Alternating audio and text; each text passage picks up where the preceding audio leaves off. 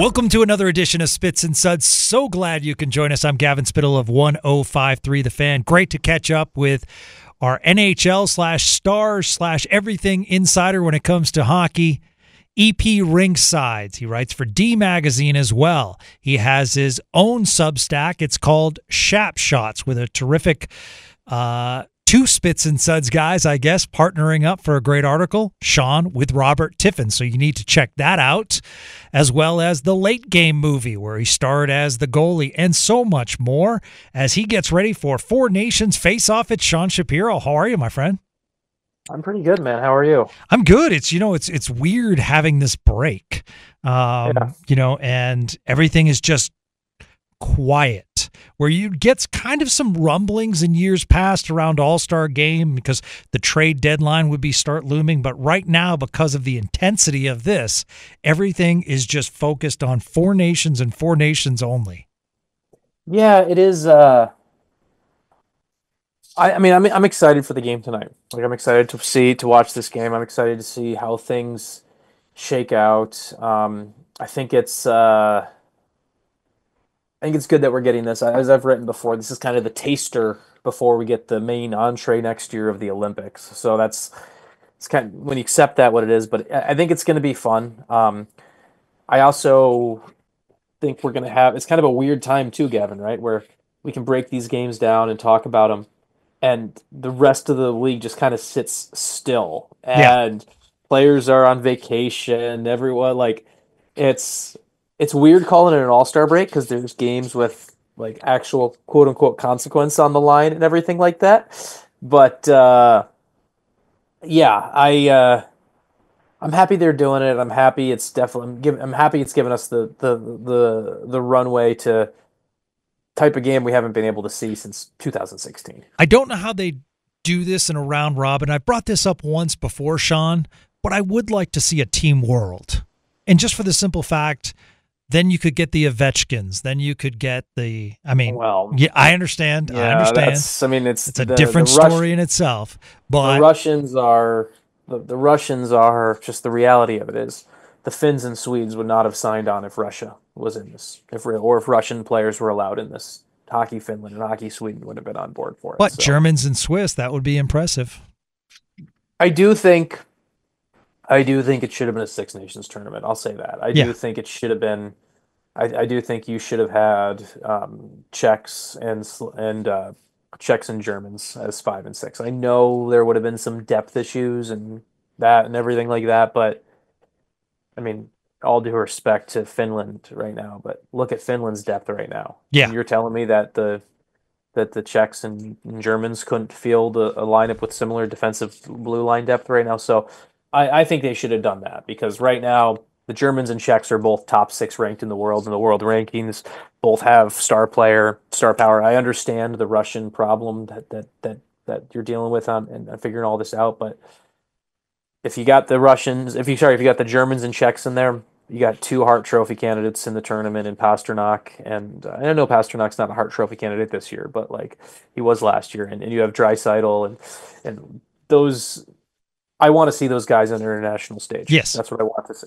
Yeah, absolutely. So it's Canada and Sweden tonight. So from a Stars perspective, we can kind of just kick back and just enjoy some quality hockey. It is fun. Like, I look at the little nuances, Sean. I like looking at the scratches because there are so many big name players. I mean, technically, I don't think there is, although it's interesting, like, because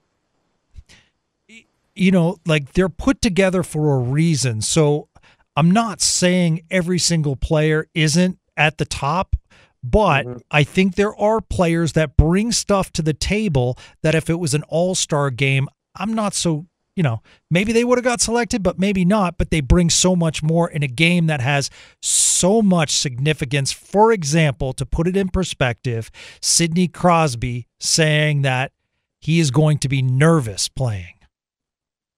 Yeah, and that's kind of also you add in the fact that Crosby might be playing a little bit dinged up too after like, who knows if he would have been available to play if this was just a regular season game. Would he have been able to play tonight? Who knows? So there is it's kind of like you think about, I think the lack of Olympic hockey, the lack of best on best since 2016 gave a little bit of perspective where even if this tournament is something made up and we don't really have like a history with it, there's a there's kind of that extra, I don't know, like perspective players have of, hey, we have, this is where this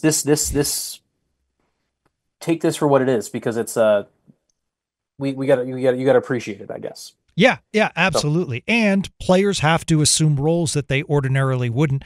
Really interesting article on NHL.com about the USA like practicing, and Dylan Larkin, who you see frequently for the Detroit Red Wings, ranks third in the NHL in power play goals, but he was out there on special teams, but this time for the penalty kill. Yeah. He does kill penalties in Detroit too. So let's give him credit where that is. But it is definitely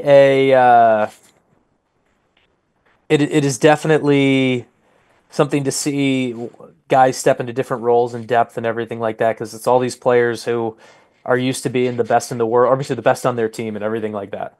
So yeah, it's going to be real interesting. All right, let's get selfish and talk for a second about our Dallas Stars. Hopefully everyone ends up healthy. Let's start with the goaltending. Connor Hellebuyck having an amazing year. Do you think Jake Ottinger sees a game? Honestly, I don't know. I before we got to tournament week, I thought we might. But now that I think about it, and I think about what has been the one knock, Gavin, what's been the one knock against Connor Hellebuyck in his career? It's been his playoff performances. So maybe a wear down factor? So not even a wear down factor, but I wonder if they look at it as like, let's not take any momentum away from him. Like if he plays the more I think about it is, I think the only way a goalie other than Connor Hellebuyck plays for the U.S. is if they're 2-0 after their first two games. Like I think Hellebuck's going to start tomorrow night against Finland. I think you're not going to take the rivalry game away from him against Canada. And if the United States is 1-1 and needs to win against the Swedes to get to the gold medal game or whatever we're calling it, I think you go back to Hellebuyck. So unless the United States is 2-0, I don't think another goalie gets the net.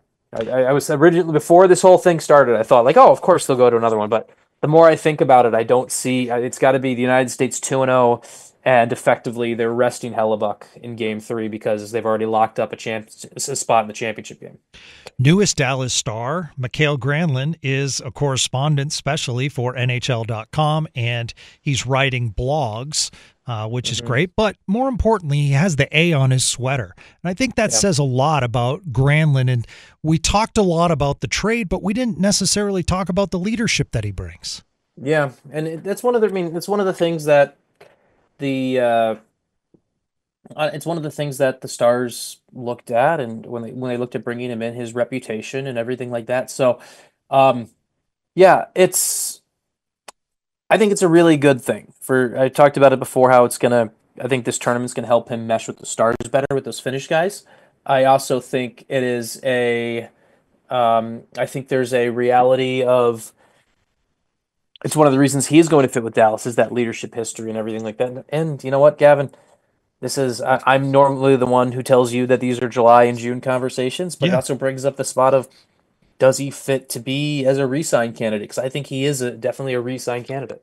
Yeah, absolutely. So, and Projected Lines actually has him on a line with Roope Hintz, which would be interesting. Yeah. So Esa Lindell's also fascinating because he's been logging a lot of minutes, having a really nice year. Projected wise, and it's projected, they actually have him enough, and I know Finland's been dinged up as far as the players that are participating, but they have him as a first pairing on defense. Yeah, I mean, for Esa, you mean? Yeah. I mean, he's going to be there. He's going to play every minute for them. He has to be. With Miro's injury, he's got to play every minute. It's just the unfortunate reality of this, and I'm sure Jim Nill will watch the games on Finland through his fingers, just hoping Esa stays healthy. So from a human psychology thing, here's what I'm fascinated, because I want the Stars to play well, but obviously I wear the Team USA sweater with pride. Yeah. And I love the rivalries like Victor Hedman was saying that he would love to beat John Cooper, his coach, things like that. And I think the players really gear up for that. So just kind of fascinating where you are psychology wise during this, because I want Esa Lindell to just thrive. I want Mikael Granlund to be on the center stage and be amazing and be more excited for him that he's with the Stars for the rest of the season. I would love to see Jake Ottinger just shut someone down for a game. And of course, Jake Ottinger plays for USA, but ultimately I would love to see the USA prevail, because they truly are on a run right now with World Juniors, as far as, the country just thriving with hockey right now. Yeah, and it's American hockey's in a good spot. And as an American, I'm rooting for Team USA. That's something I'm got no bones about saying that. I do like the plucky Finnish underdog story too, right? Like I know they're dealing with the injuries, but I love, and having spent some time in Finland before myself, that's one of the reasons that I think I have a little bit of a soft spot for them. But a country with less people than the Metroplex being able to field that level of hockey team, that's pretty damn impressive. So I have a little bit of a soft spot for Finland there too. So um, I'm looking forward to seeing what the other thing that I'm looking forward to with this tournament is I'm interested to seeing which players kind of go from everyone who's in this tournament is a well-known name to the hockey fan. Like if you're a hockey nerd, you listen to a show like this, there's not going to be someone you didn't know existed. But there are some people who you're going to like, hey, I'm going to pay more attention to that guy. I'm going to see what this guy does. And I think that's one of the cool things about tournaments like this. Like, I did a story for USA Hockey's website the other day on Jake Gensel. And I think a lot of people know who Jake Gensel is, but Jake Gensel is someone who has basically lived with the asterisk on his name of he does so great because he can play with Sidney Crosby. Well, I don't know if anyone's paid attention. He's gone to Tampa and he's got 51 points or 52 points or whatever it is in like 48 games this year. He's someone to me where it's like he's going to have a chance to make a statement on an international level, first time playing for his country. Those are the types of stories I'm looking forward to watching. And obviously, if Gensel does that, Team USA will be good, and that helps both of our rooting interests right now. Yeah, I also love the story of Vincent Trocheck. How he's kind of bounced around a little bit from Florida to Carolina, and at the same time just consistently put up numbers. But he was a guy kind of known as like a hustler and everything, and now he's become this player, and it's so great for him to wear the USA sweater. Also fascinated because of trade scenarios with Brock Nelson, a guy that just seems to do everything right, but I don't know, just doesn't like stick out as an NHL elite player, but really good in so many areas. Interested stylistically, if you could just spend a minute or two as far as each of the four teams. Like one of the things that I notice is there's a lot of, I don't want to say grinders, that's a bad word, but it is fascinating how USA made this, and it almost, it does look like a Bill Guerin built team. Yeah, but it's got skill as opposed to, I think the Americans have gone too grindery in the past. So I think there is a lot of skill on this team. There's a lot of, and I think it's, you mentioned a Dylan Larkin before. Dylan Larkin playing in a third, fourth line role. They still went and got the top line players who could also play the third and fourth line role, as opposed to guys who play the third and fourth line role in the NHL. And I think that's important when it comes to putting emphasis on skill and talent and everything like that. So that to me is, I think stylistically, the Americans are going to move the puck really well. It sucks that Hughes is hurt and is not going to be there on the blue line, but you still have Adam Fox back there. You still have, I think the defensemen are going to skate well. The United States isn't a particularly big team, so that would be interesting to see how things shake out on that end. But I expect the United States to be a crisp team moving the puck. The Finns, they're going to be a little bit more of that hardworking, gritty team. They're going to try to win some lower scoring games. They got some star power, but they're going to have to win tight games and play Yuri Lehtinen style hockey, and that's why one of the reasons that Yuri is kind of the perfect GM for his national team.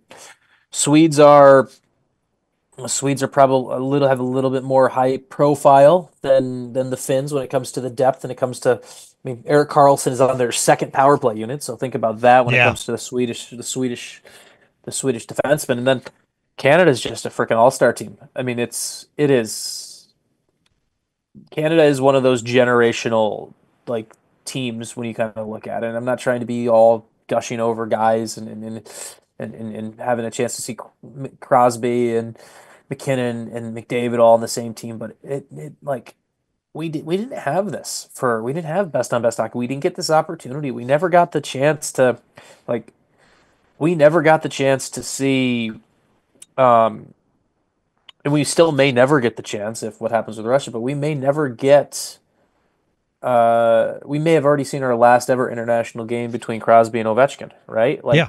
Like there's like these international hockey events that I think they're so special because you remember them, right? Like I have a book in my office um that from the 76. It was given to me as a gift from someone who was from the 70s from the what year 76 72 from basically Canada Cup. And it's one of those where it's like those are the types of things that you hold on to and keep because it's like it's the snapshot of history that like and I think that's what can be. Even if the tournament doesn't have the history and doesn't have the thing, like it's just these games are going to be fun. Yeah. I kind of rambled all over the place No, there, Gavin. no. Like But it's there are little like, yeah, Olympics. You're talking about an international ice, bigger, and I don't think that plays a factor because they all basically play in the NHL. Yeah. But you do have a smaller ice surface than you would see in the Olympics. Yeah. Yep. Yeah, so that's kind of interesting. I'm also interested in seeing what the physicality will be like, because they want to go hard, obviously, but I don't know. Would you say that international hockey is ramped down ramped down compared to what we see in the NHL? How would you compare it? You mean from the physicality perspective? Yeah. At this tournament, I think it will be because I think there's so many. There's no third line energy guys. They're all stars in the NHL. Yeah. Right. There's not, and so I think it's going to take some sort of, which is why I actually think haha, bold take, Sean. Nathan McKinnon's going to look great, but like I think Nathan McKinnon's going to look great because Nathan McKinnon plays with that veracity and size and speed that other good players go head to head with him. But like tonight, right? You send your chippy guy. Like it's hard to keep up with. It's hard to keep up with McKinnon no matter who you are. But like McKinnon is gonna, I think, in a tournament like this, a guy who plays with that extra chip on top of his skill is going to have an early edge. I think it'll pick up for everyone else as the tournament goes along. I just don't know if it'll pick up. Is that period 2 of game 1? Is that not till game 2? I'm interested to see where it goes. I think there's also there is the reality of because it's such a short tournament. If you go 0-2, you're effectively out. So I think there's that there will be that pressure. I think the second game is going to be. I think that doubleheader on Saturday, Gavin. Yeah. I think that atmosphere is going to be electric, man. Like, you get Sweden, Finland, USA, Canada. Yeah. At least in those games, 2 teams are going to be playing for one. There's going to be a chance for teams to lock up a spot to the championship game. There's going to be a spot for someone's going to be effectively eliminated. Saturday is going to be fun. That doubleheader is one of those glued to the TV type moments for me, I think. Okay, before we'll let you go, let's do a nerd thing real quick. Always. Because for World Juniors, even though Thomas Harley is listed as Syracuse, he played for Team Canada. It's a family situation. Once you declare, am I correct in that he will now play Canada in future years? It is once you have played a top level event. Okay. Once you have played a IIHF under 18 or higher event for a country that you have committed to that country internationally. So Thomas Harley will be playing for Team Canada if he's Thomas selected. Harley is a Canadian. So to connect this all back to the Dallas Stars Yes. perspective, I wrote a story about Blake Fiddler the other day for D Magazine. Blake is technically still an international free agent. He has represented both the USA and Canada at lower levels. The under 18 Worlds in Frisco coming up. If Blake plays for USA, he will be locked in as an American for international purposes. So that is there's a real life example right there of how this all can shake out. Wow. Is there recruiting involved, or is it just the kid makes the decision? Some recruiting involved. Yeah. I mean, the most famous decision was Brett Hull Yeah. picking the United States over Canada, right? That was a big one. Right. So there can be. Like I know a guy I covered, Jake Wallman, who plays for the Sharks, and that was a great year after the trade from Detroit to there. He's technically still an international free agent. He was going to play for Canada, not this past World Championship, but the one the year before, but got hurt, so he didn't actually play. So Jake Wallman is technically still holds could play for either USA or Canada. Right. Joey Daccord, the goalie for the Seattle Kraken. Has never played for an international team at any level.